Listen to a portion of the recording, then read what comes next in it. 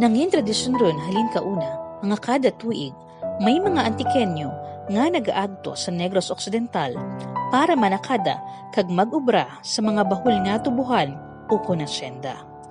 Amo dyang andang kinandan nga parangambuyan kag para makabutang kang pagkaon sa lamesa para sa andang mga pamilya. Kabaylo na kadya ang kasubo, kakapoy kag ang kabudlay sa pag-ubra. Dugang pa ang pang-abuso kag pangmaltrato nga andan eksperyensyahan nga wara man lang natugruan kag igtalapangod. Pareho na lang kang 50 anyos nga si Jeronimo Cornelio halin sa barangay Tigbaloco, Lomon. Suno ka na, luwas sa bugat nga obra ang mga pagkaon nga ginatugro kananda, halos hindi mabaton kang andang ginawa. Pag-abot namin sa skada, daw hindi na namin mo patakaran ka skada mo. Eh, kaon ka tamayo sa aga, nyamos ko na sa lawon tien. Di man tara magila pang busong mo kraman. Kaga nga, ako naman ma'am, nga lamayo ra, gina gaang lang ba ma'am? Ika pisik, paunod na may sinuod, ginawa mo. Amo lang gid siya, ang pagkaon nga gatugro kang kabaskog kanda Jeronimo, sa bilog nga hapot, nga pag-ubra sa tubuhan. Tapas karga mi ma'am. Pagka isa tapas nyo, alas 3 sa nagan, pag alas 12, alawon, karga mo tamo. Pagka alas 7, biye, mabuta mo bagol. Ang sarapa sa di malipatan ni Jeronimo, nga natabo, amo ang pagmasakit kang sara sa andang mga imaw. Nga waragid na pabulong, kag diretso lang nga napatay. Sakit na mga sa kasmana, dalawang kasmana, may nagkasakit. Yung pabayaan naman ma'am, wala naging pagulong. Naulihin, naluyab lang, napatay. Para man sa sakada nga si Adelino Sanchez, bukod amo lang dya ang ana ginareklamo. Kay luwas sa mambudlay ang obra, bukod nami nga pagkaon, naka-eksperyensya man sanda ngang pagmaltrato. Diyan man eh. Kung gamay lang nga sala mo, sudokon ka pa, amo mo nga, sudokon ikaw, may balbalon ikaw kang usil na. Gamay mo lang sala, delikado man sa skada. Sarapa sa pinakamasakit suno kay Adelino, nang tanay magdesisyon na maguntatron sa pananakada. Tana pag ginhanan nga nagpanakaw. Amo dya ang rason nga gindakop tana kang mga pulis kag ginpriso. Imaw mang bugto ko, imaw may bugto ko. Tapos gindakop tanang ka pulis.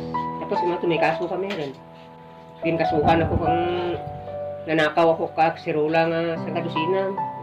Kaya mawanirang mangkot ng mandat nga nakaw sirula. Ay rakmit-mit darang sirula. Pareho ang kapalaran ni Jeronimo kag Adelino.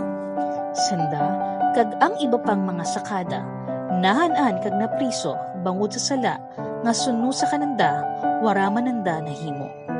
Gani, bahul pagpapasalamat ni Jeronimo kag Adelino, pati kang andang mga pamilya, nga gintugran sanda kag igtulapangod ni Governor Dora Dorot Cadiao. Sa bulig sang sakada des, sanda nagdaog sa kaso kag nakaluwas. Sandaman, natugruan pagid kang parangabian para sa anda bago nga pagpangabuhi. Bulig ni Kubnakan, tawan ako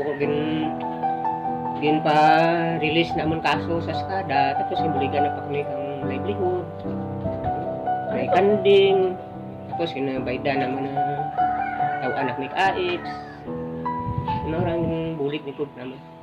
Pero para sa pamilya ni Jeronimo, bukod lang basta nga parangambian ang naitugro nga bulig ni Governor Cadiao. Bangod sa diyang bulig, nahimo nanda nga paeskwelahon ang andang bata sa kolehiyo. Narapit ron gid lang nga makatapos. Bahol ma'am gid bulig na. Kay gintugruan may kami kang livelihood. Kung magbataan ko ang baboy, pwede naman pati kang ibabaligya naman. Tapos ang sa estudyante naman nakabulig gid man. Luwas kande Adelino kag pamilya ni Jeronimo, bahol gid ang pagpapasalamat kang iba pang pamilya kang mga sakada nga nabuligan kang programa ni Governor Cadiao. Salamat dili kay kung wala pa si Gob, wala pa kato si Gob, amo ra nga tabo ng mga sakada, naga-priso gid, nagadakso gid, na-priso gid sa tanang lawid. pagabot ni Gob sa mga urihin ng mga skada napansin tuguruan na gid nga ikalupangad ang mga apigado. Nami gid iduro gid nga salamat kay Gob. Nami gid ang programa nga gintuguro ni Gob. Ginakalangkagan gid nanda nga sanda natugroan kang atensyon kag naprotektahan man ang andang karapatan bilang mga sakada. Kung ra si Gob si ano lamar ang mga sakada, hasta lang sano nga matlad sandata. Ang kontraktor man ra dagna pinsar la ang kabudlay ra kang mga pigado. Gusto lang tandal tan makakwarta ang pigado tana pangwartahan na pa. Kini gani ray si Gob di diyan kundi bahol gid ang bulig sa mga pigado. Bukod pareho kauna, kadya kuno ay tama ron kadali magparapit kag mangayo kang bulig sa gobyerno. Ilabi na gid sa pagpanguna ni Governor Kadiaw. Mas nami sa kadya nga panyin po magparapit sa Kapitol. Mas sandali daw makapangayo. Gani ang andang mensahe, bahul kag bugos nga tagipusuan ang andang pagpapasalamat kag nagalaom sanda nga ang diyang pagbago magtayuyon. Salamat kini sa gobernador Pagyaw sa pagbulig na kamo sa skada. Duro-duro salamat. Ako, duro-duro gid nga salamat sa imo nga ginubulig ka namon. Bahal gid ang akong nga kalipay nga bahal gid ang nabulig mo kanamon sa kadya nga panahon. Sa tanan nga antikin mo, duro-duro gid nga salamat gid. Gob, duro gid nga salamat sa ginbulig mo namon di sa barangay Tikaluko. Gin tawaan mo ni kang para mabuhian. Kag bukat kami para dik namon sa tanan man nga mga sakada nga naka ginbuligan mo. Bahal gid salamat naman.